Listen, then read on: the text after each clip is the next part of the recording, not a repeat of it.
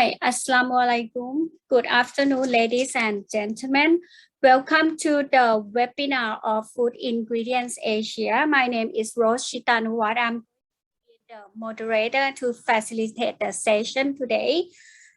Today's program is part of our webinar that informal markets in Thailand and Indonesia going to bring to you.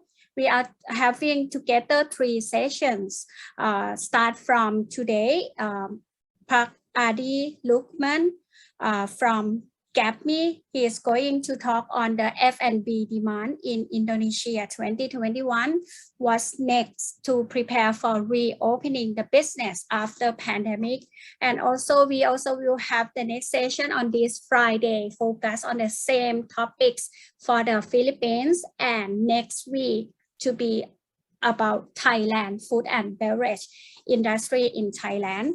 You may see the video that we have run through. It is one of our digital activities which will follow this webinar during 9 to 22 of September, total together 14 days. It's called the new word in the industry of the exhibition now. We are calling it online events. So the online event, for the next slide, I will explain a bit more that online event in FI Asia, Food Ingredient Asia this year, will be altogether 14 days with the list of exhibitors. You can source, you can match with the ingredient supplier, and also you can enjoy the valuable webinar on the online event. So the topics will cover on 5 topics: ASEAN focus, product development, ingredients focus, market opportunities, and pitching week.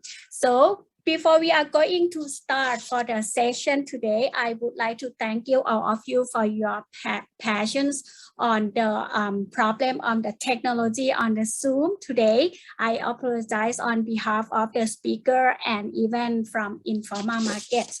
We will have this rerun again in our online event, which you can register afterward. So today I have with me our honorable guest speaker, Pak Adi Lukman. He is the chairman of the Indonesian Food and Beverage Association. I have him with me now, so I will pass microphone to Pak Adi to start on F&B demand in Indonesia 2021. What's next to prepare for reopening the business after the pandemic? So Pak Adi will be with us another 40 minutes. We will delay a bit to 4:15. Thank you, Pak Adi. Welcome, Rose.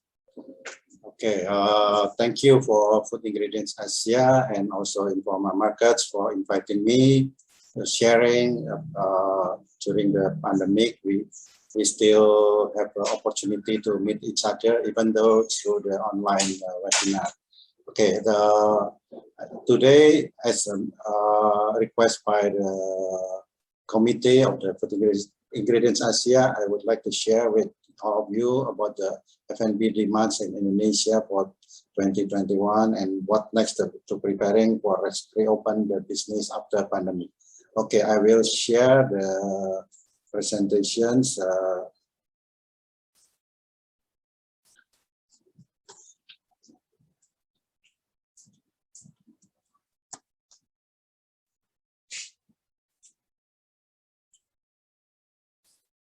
Wait a moment.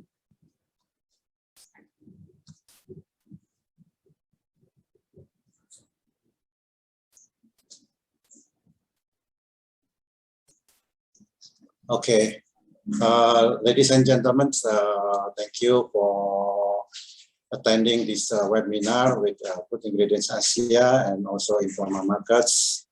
Now we are talking about the F&B demands in 2021 and what next. So we understand all countries get the pandemic COVID-19, so we will have to prepare what next after the pandemics.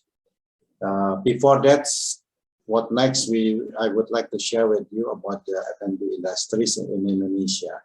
As you know, that the Indonesia food and beverage industry is in Indonesia is fortunately we have a big market.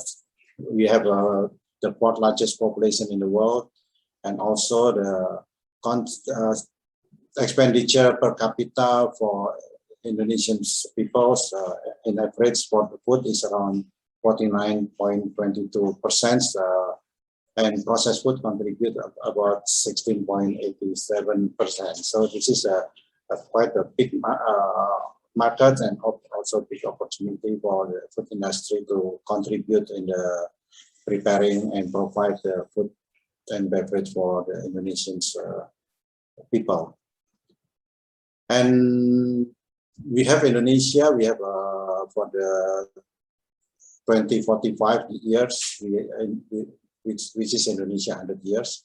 Our government's planning our GDP per capita will be around 23,000 US dollar, while currently our GDP per capita is around 4,000. So with this high GDP, of course, we need more processed food products to be provided, more variety, more added value, better quality, and also more functional.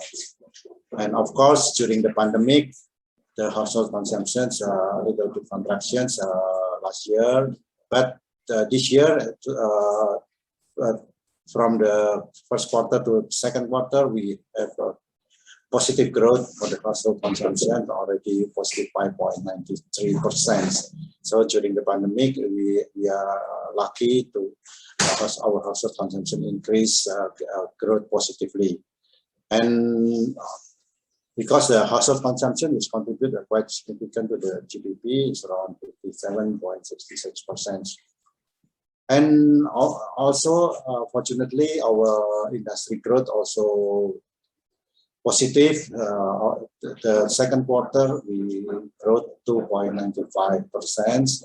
And the important thing for the food and beverage industry is the GDP contribution to GDP non-oil industry is quite significant and increased from year to year. Currently, the second quarter 21, our contribution became 38.42%.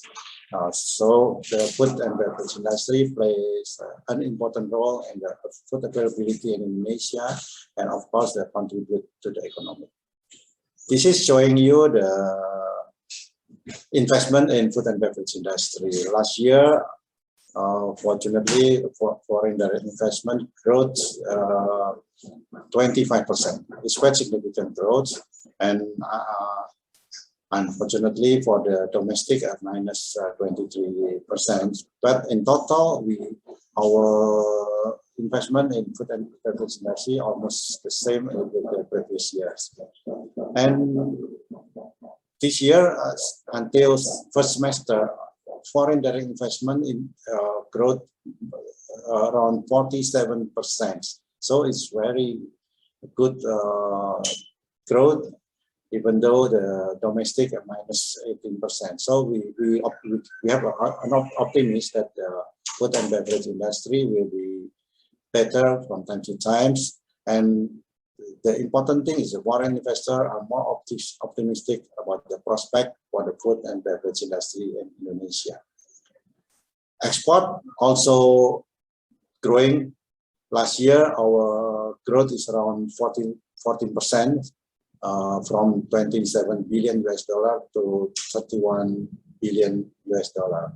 And until the second quarter 2021, our food industry export already achieved 19.58 billion US dollar, which is growth almost 43% compared to 2020, the same periods. And food and beverage industry contribute to around almost 24% to the total export of processing industry. So this is the total export, including the palm oil and also the derivative from palm oils. If we see only processed and semi-processed foods, excluded the palm oil, in year 2020 also growing, become 27.8 billion US dollar. And you can see with Thailand also growing. And during the this year, period January to May 2021, our export also grew around 17%. Unfortunately, we still have imports growth is around more than 27%. So Indonesian population still need more foods for consumption in Indonesia.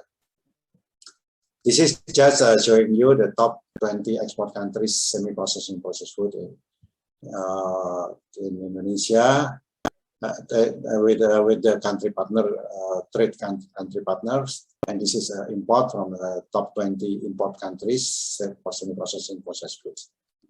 So what is the challenges and opportunity in the new era post-pandemic COVID-19? Of course, we have to secure our availability, and also our food and beverage industry have to ensure for the food safety from the farm to table, from the farmer to consumers along the supply chains. And we have to secure our availability, and of course provide the affordable product and for the consumption with safety, nutritious and health product, and of course a good quality product. Along the food supply chain, we have some challenges from tariff and non-tariff, including the quality, nutrition, health, healthier choice, halal, safety standards, label regulations, and others challenges. Including currently, we also facing some problem with the logistic, because later I will show you what happened with the logistic during the pandemic COVID-19. And of course, all the challenges impact to the profitability and also competitiveness of our product. In some countries currently implement some in the midst of the free trade area, some countries also implement some tariff like a safeguard, special safeguard, and others discrimination tariff. So many countries currently doing the nationalist protectionism policy for protect the local industries. What happened during the pandemic COVID-19? Since last year, 2020, early 2020, we have a health crisis because many countries announced the pandemic COVID-19, and then followed by the economic crisis because minus growth of the economics, 2 quarters of minus growth economic. So we enter to the economic crisis, and then follow the logistic crisis because it's unbalanced between the supply chain among the countries in the world because of the pandemic COVID, and some countries lockdown, some countries less demand, or some countries less supply. So that's why this is making the unbalance for the providing the vessel and also the container. So that's why we know the container rate, container cost is increased very significantly high. Some countries almost 3 or 4 times for the container cost. And also we follow by the commodity crisis because the unbalance between supply and demand, and then many commodities increase so much, like soybean, corn, milk, sugar, wheat, and other food commodities, including some food ingredients. Some supplier already announced for the increments price, like flavor, preservative, and others. So that's why even though the food and beverage industry in Indonesia get the increment sales and growth last year and this year, unfortunately our cost is very significantly higher because of some the crisis because like the logistic and also the commodity price. Unfortunately, we cannot increase our selling price due to the recovery times and economic recovery, and of course this is impact to our profitability. And during the pandemic COVID, impact to the F&B industry, of course, because there are some social distancing, work from home, implementation of the limitations of the activity. Many people are working from home, and out of home consumption is dramatically declining. Less tourism and resulting job loss in hotel, cafe, restaurant, and several industries.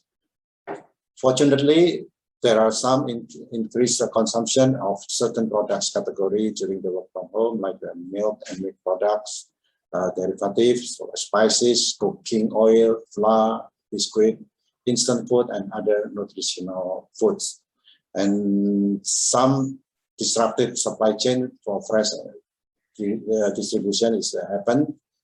And of course, the e-commerce significantly increased, and food safety become a center of attention of the consumers. And some changing consumer behavior, home cooking, healthy and organic eating is increasingly important. This is just show you the report from the Grab that consumers are becoming more frequent online shoppings because of activities outside home are limited. And also SMEs partner Grab increased significantly during the pandemic.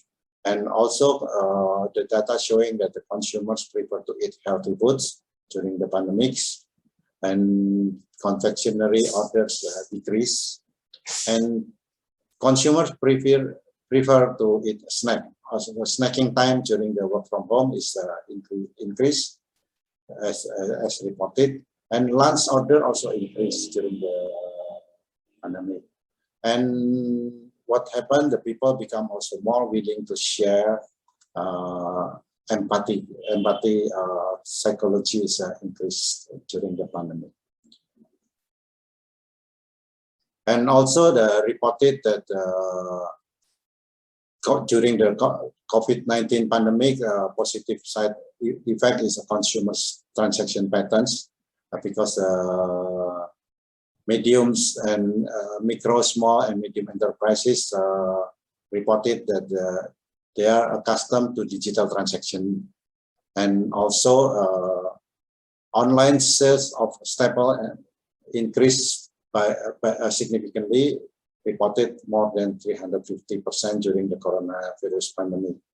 And also sales of food and herbal drinks is also increased, and sales partner account on e-commerce platform has increased since the pandemic. This is reported by our Ministry of SMEs. And what happened during the pandemic also caused the consumer behavior,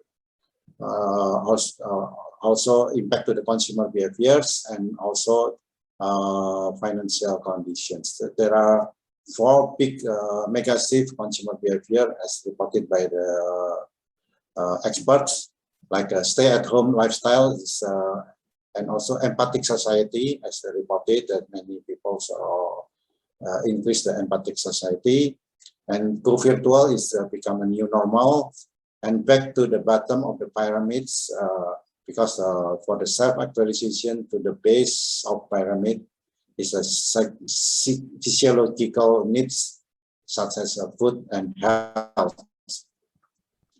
And in the manufacturing side, also some new normal in the F&B industry, because because of the pandemic, we have to do a health protocol, and we have to relay out, put the manufacturing workforce standard operation and also the mitigations. We have to do less human to human contact, and we do more human-machine interface. And of course, increasing the demand of the automation, robotic, and application industry 4.0. During those, also the food safety is become the focus, we have to ensure that all products produced by food and beverage industry is safe for the consumptions.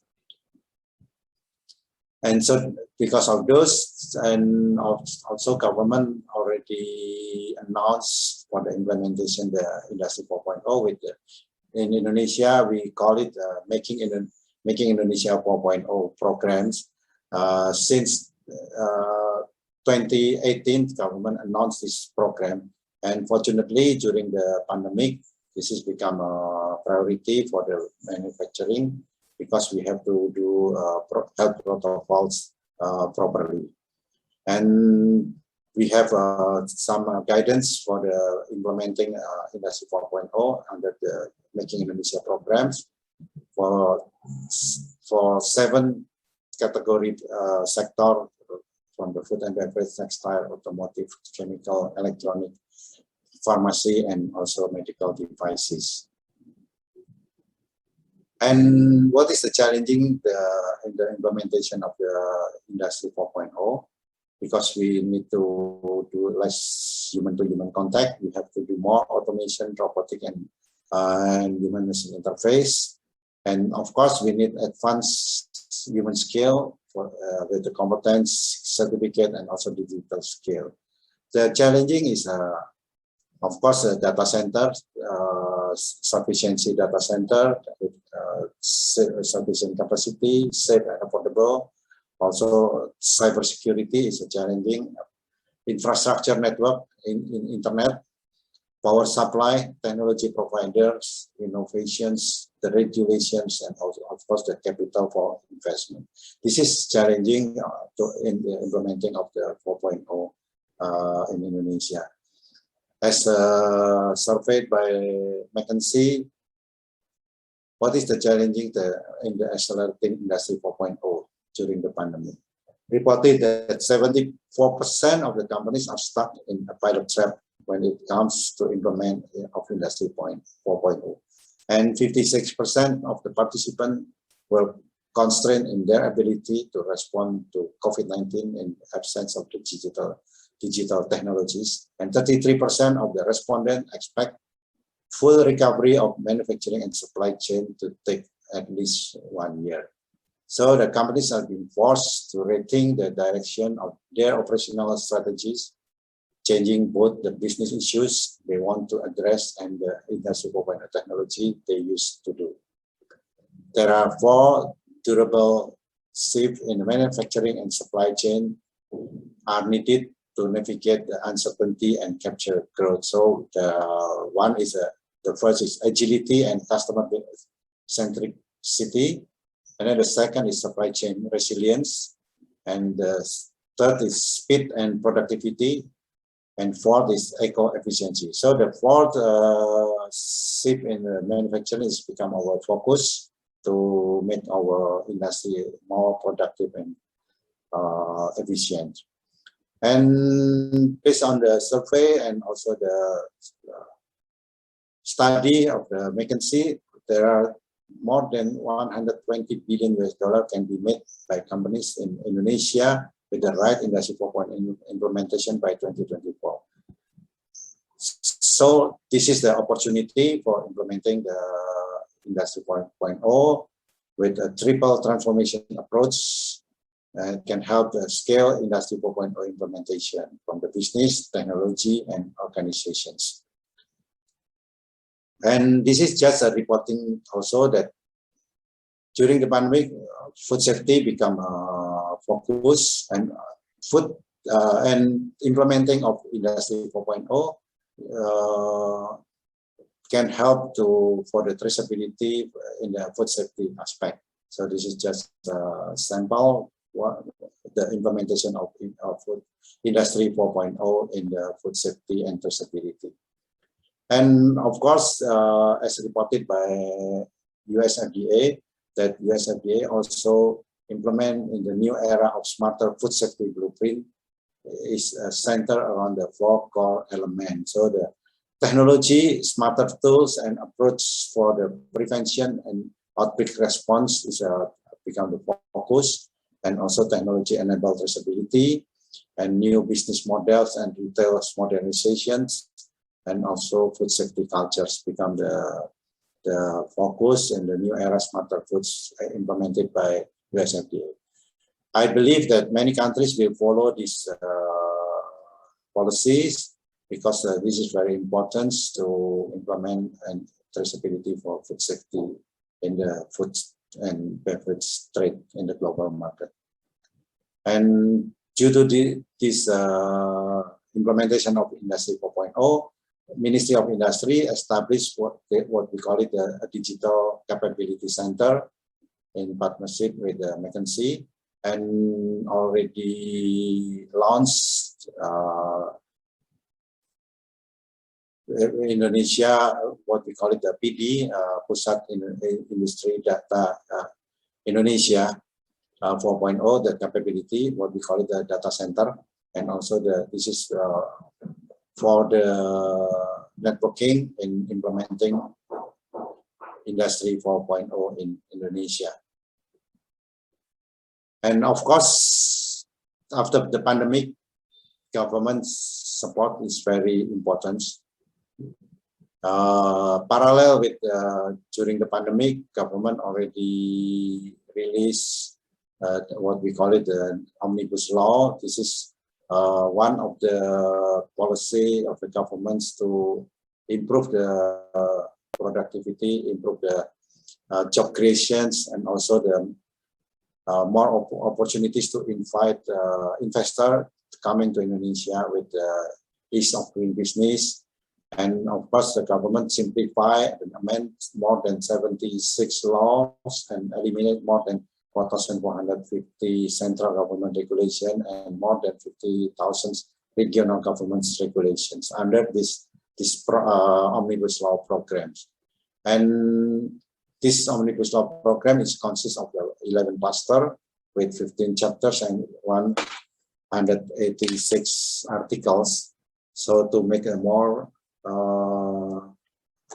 relaxation of licensing requirements for the investment growth, for employment and labor, is in obtaining permits for empowerment and protections for the SMEs of ease of doing business, also research and innovations to encourage research and innovations, to improve the government administration, also imposition of sanction and penalties, and also land procurement, government investment and national strategic project, of course, and economic search.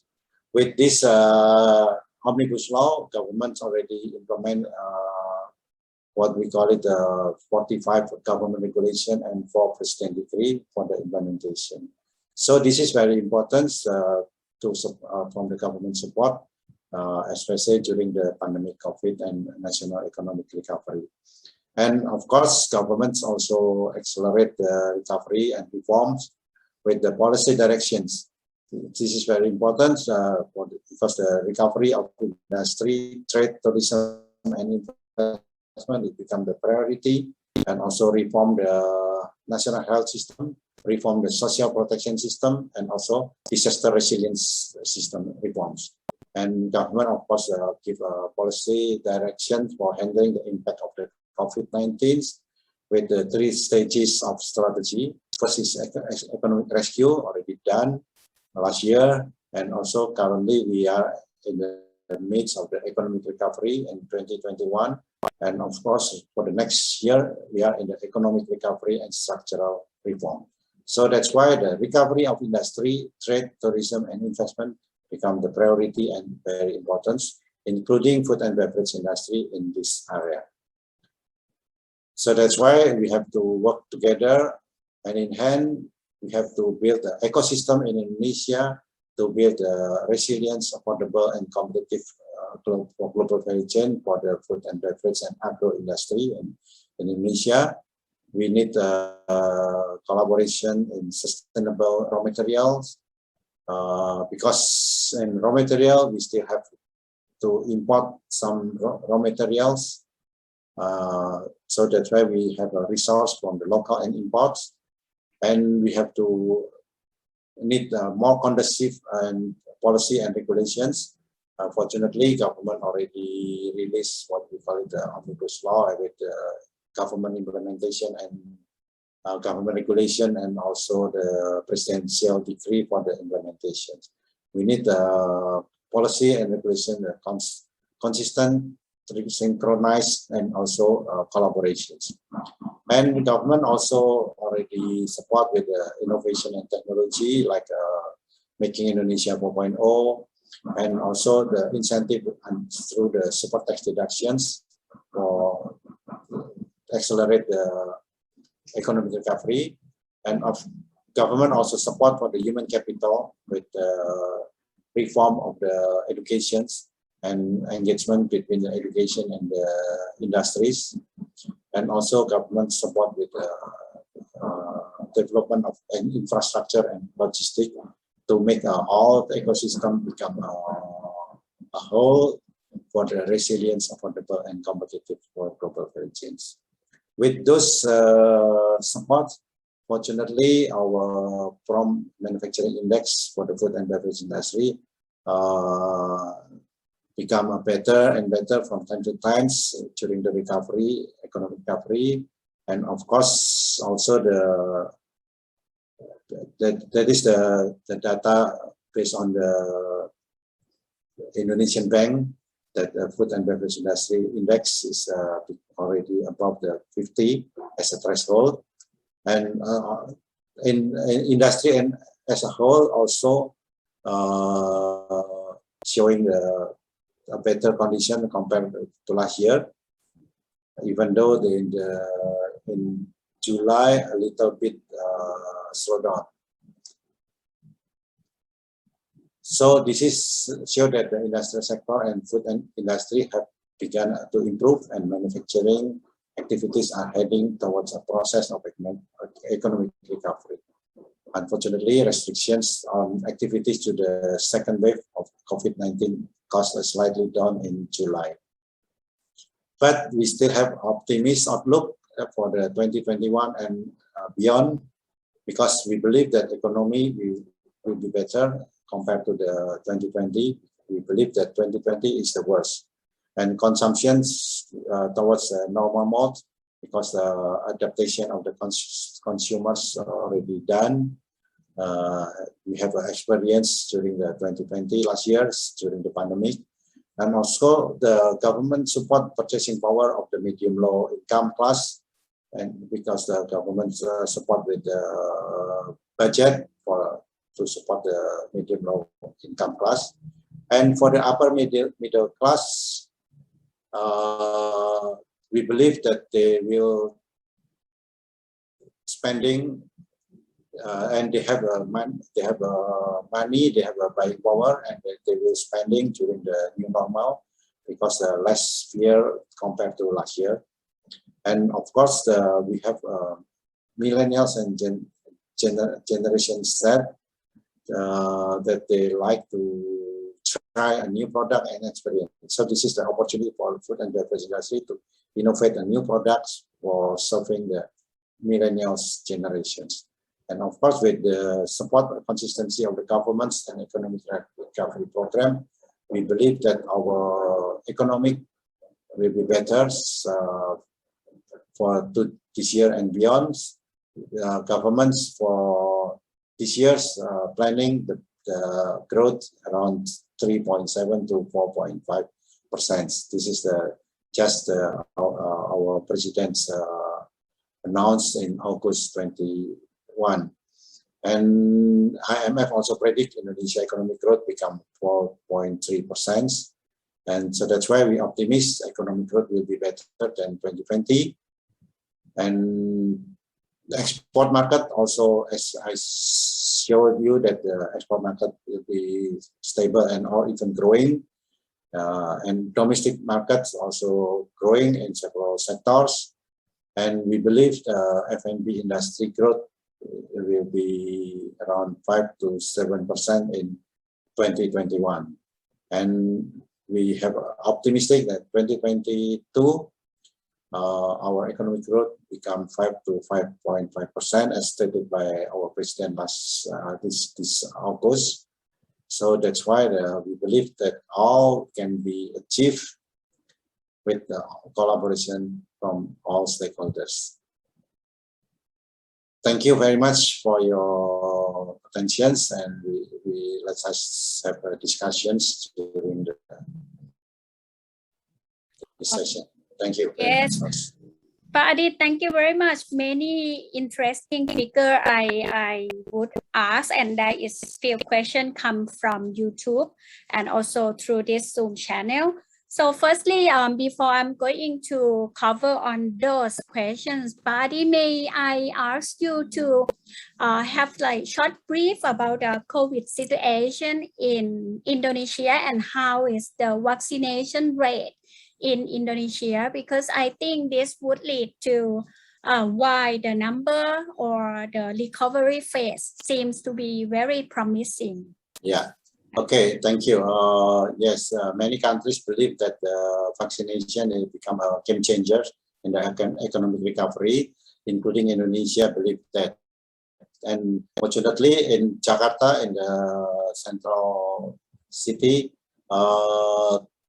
more than 70% already vaccinated, and this is we call our governor currently said that already get the herd immunity because more than 70% already vaccinated, and unfortunately for the whole Indonesia the rate is still lower, in average maybe around 20 to 25% in the whole Indonesia. So government now trying to accelerate the vaccination, including F&B industries. So we collaborate with the Ministry of Industries to accelerate the vaccination in the food and beverage industries. And our minister targeting that end of December 2021, around 5 million workers in the food and beverage industry have to be vaccinated. So this is our, we need our efforts from all stakeholders. And fortunately, currently our impacted COVID-19 already decreased in Indonesia, less than 20,000 a day. Before the top level is around almost 50,000 a day, but now the already less than 20,000 and decrease from time to time. And in Jakarta itself, around less than thousands impacted by COVID-19. So that's so we see that the data showing the become better in Indonesia and also in other cities, small cities in Indonesia. And of course, government currently already has stock vaccines for all Indonesia, and now distribute to all Indonesia for vaccination. Yeah, very impressive number. So yeah. I hope we will get as the government plan. So yeah. That's very good news to ASEAN, because the fourth largest population in the world, Indonesia, is going to reach 70%. Yeah. So Pak Adi, I have a question that related to the food manufacturing industry that I learned from some of the country that there is some effect from the COVID that affect their workers. In Indonesia, how do the manufacturers or government support in managing the factory to continue running? Because we see the growth, supplies also increase, demand also increase. Yeah. So how the industry cover on that part? Okay. Food and beverage industry, government has a policy for essential sector and critical sector and common sector. Fortunately, food and beverage industry include in the critical sector that government allow to operate 100%. To operate 100%, but we have to get license permits from the governments through the Ministry of Industries. What we call it the IOMKI. This is the operational operational license from the Ministry of Industry, and we have to report every twice a week to the Ministry of Industry through online system, already established the online system, and government will monitor what happened in the food and beverage industry and how many workers are infected, how many workers are already vaccinated, and this is all the data is in the Ministry of Industry. So and Indonesia also implement in the as a whole what we call it the limitation of the activity with the stages, level 4, level 3, level 2, and 1. And currently, today, government will announce a new level for every city. Previously in Jakarta, already in the level 3, lower than level 4. And hopefully, because now Jakarta already many areas already green area, hopefully we will have a better level, maybe 2 or 1, hopefully. And we are waiting now the announcement from the coordinating minister. And whatever the limitation of the governments, fortunately, food and beverage industry still can operate 100% under the special license from the Ministry of Industries. So my next question is related to the restaurant party. So I saw that the hotel definitely closed because of the tourism, but the restaurant, the food service, because I see the online shopping, online delivery increased by 350%. So how about those restaurants? They still can open in department store, or how it is in Indonesia? Yes, hotel, restaurant, and also shopping center. Now government is trying to reopen with the health protocol, and also some shopping center implement the who will go to the shopping center have to be vaccinated, showing the certificate of vaccinations, and also trying to reopen for the restaurant as well. But this is still in the staging of a trial with limited customer guests can come to the restaurants. And yesterday, I checked also in one hotel in Jakarta. They still closed. Yeah, they cannot open the restaurant as well. Only they open the hotel, but serving the food to the room, not in the restaurant. So now in the staging of trial. Trials. We are waiting today the announcement from the government for the new policy.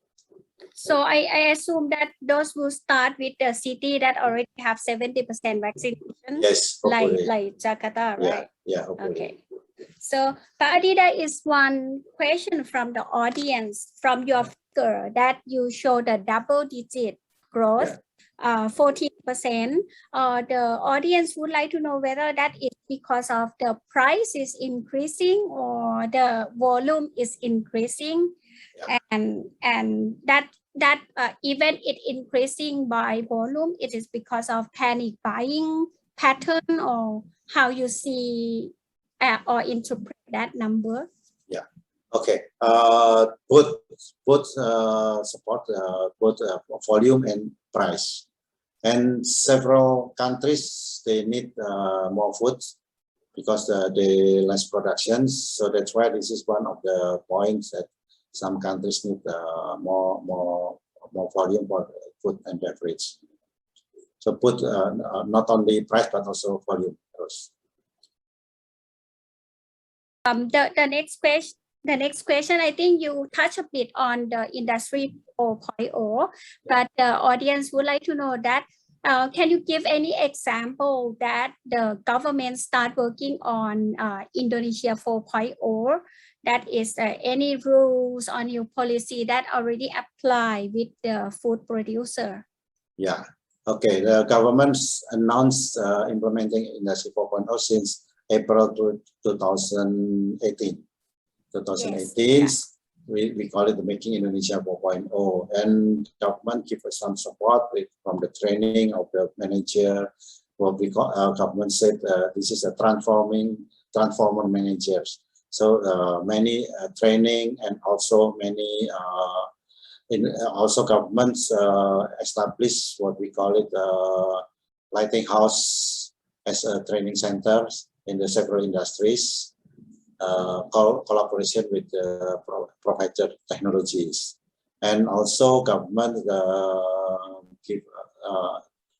release a new incentive through the what we call it the super tax deductions incentive for the vocations and innovations, which is the companies who implement a vocation collaboration with the education centers, university, and also innovations with collaboration with university or the research centers.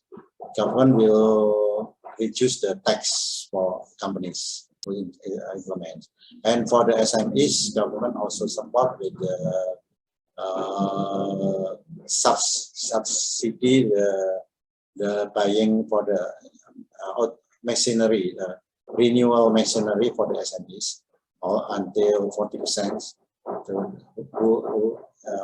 who they renew the machineries in their factory. This is for the SMEs. And the newest one, government also established what we call it the data center, what we call it the PD, Pusat Digital in Indonesia. Pusat Industri Digital Indonesia (PD), our data center or data center in implementing Industry 4.0. This is just launched by Ministry of Industries. Through this one, through this data center, we can sharing each other with among the industries. And also government's support through the technical assistance discussions, and also some incentive needed for implementing Industry 4.0. And lastly, also the governments will support with implementing 4.0 with the several policies. We are now waiting the several policy in accelerating the implementing of Industry 4.0. All right. So, so meaning now most of the document already go like digitalization for the permit and license. Yes. Yes. Yes. Some government agencies already implementing digital and online, including the license for the opening the new companies. So what we call it one single submission, OSS. OSS. This is an online registrations. When you establish a new company, you just put all the data through the online single submissions, and the Ministry of the Investment will lead you to how to get the license, and including all the operational license, not only the company license but also the operational license through the one single submissions. It's called OSS. OSS, yes.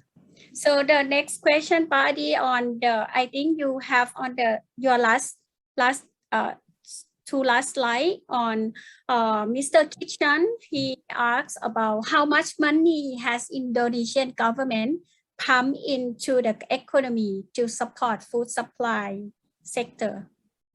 For the food supply sector, In total, the government supports around more than 700 trillion rupiah. What? How many in US dollar?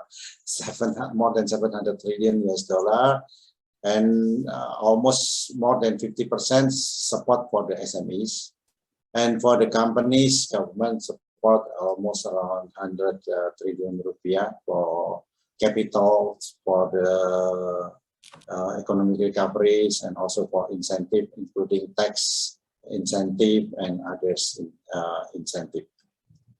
Yeah, all right. So the next question is about the local food manufacturers, Adi. Like you mentioned about the high freight costs, little face-to-face, and going to be the automation in the 4.0. So how you see the food manufacturers, this group can overcome either freight costs that higher, less touch to the products, and does anything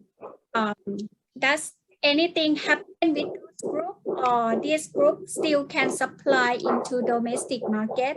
Yes, this is the big challenges because as I mentioned, industry cannot increase the selling price due to the buying power and under the economic recovery. So that's, but in the other side, raw materials, including food additives, ingredients, increase very high.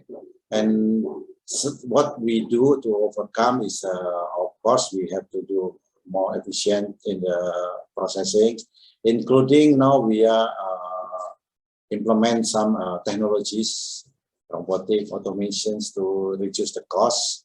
And several companies last week also sharing experience that they can save several percent of the cost because of implementing Industry 4.0.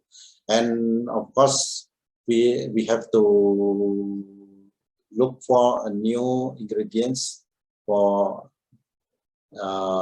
substitute that because some ingredients increase so much, not only like a flavor, preservative and others.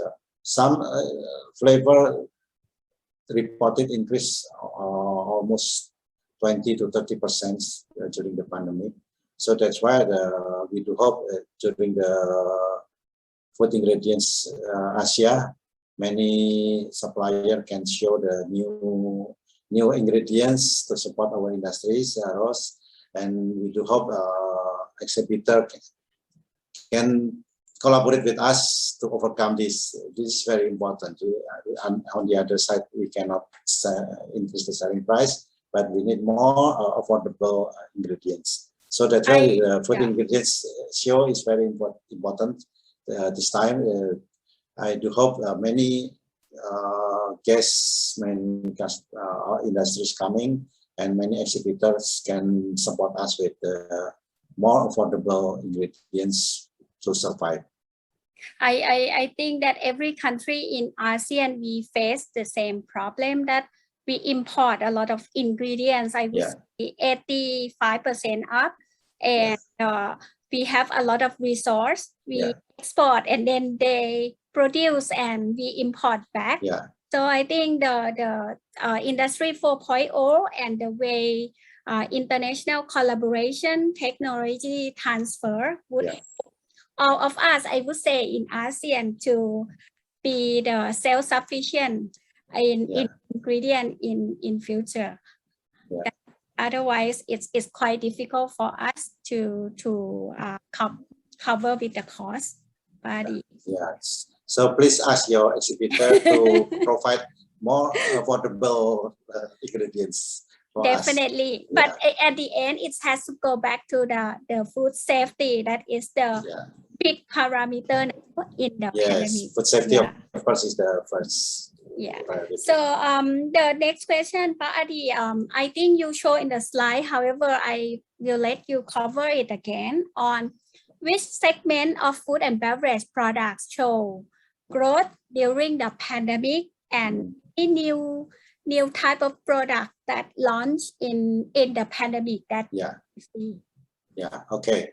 The most best one is in sector is dairy product in Indonesia, because this is needed by consumers during the pandemic.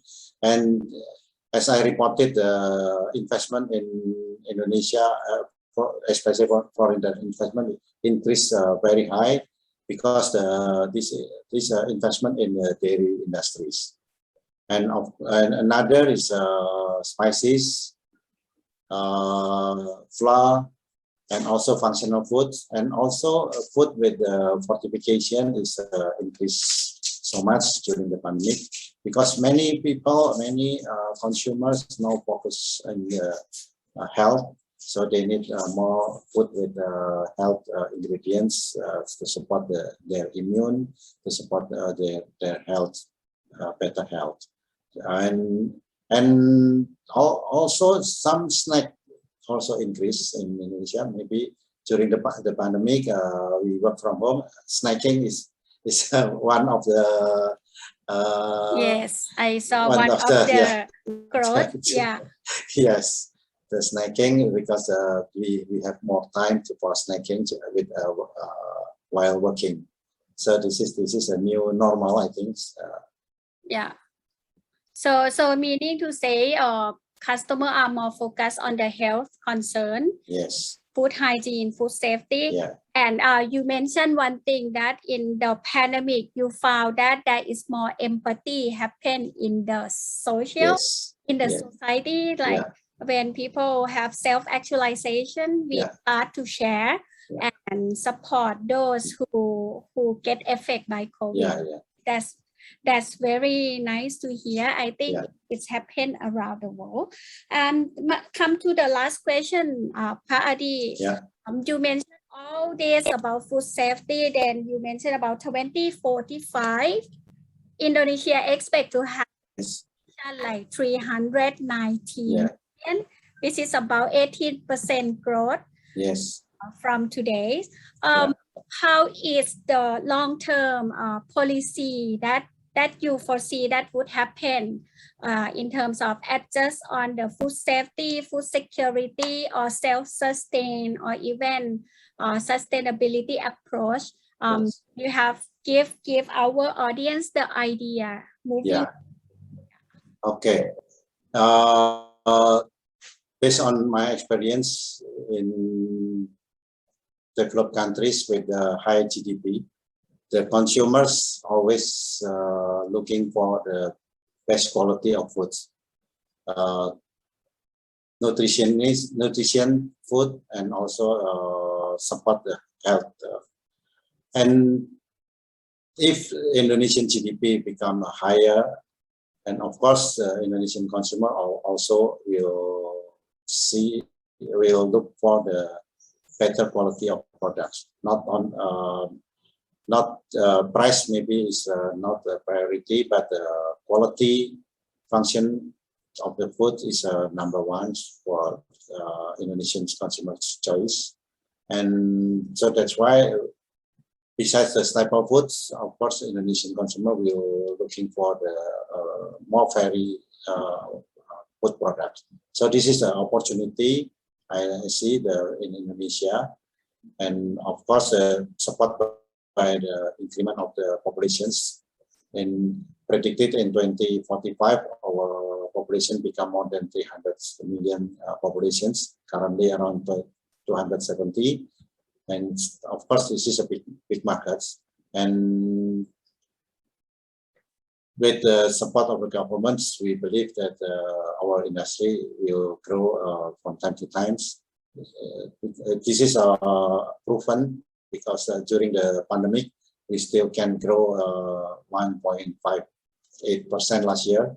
And this year, in the second quarter, we already grew 2.95%. So we believe that the prospect of food and beverage industry is a good prospect, and consumption will increase from time to time, and quality of consumption, of course, will increase as well.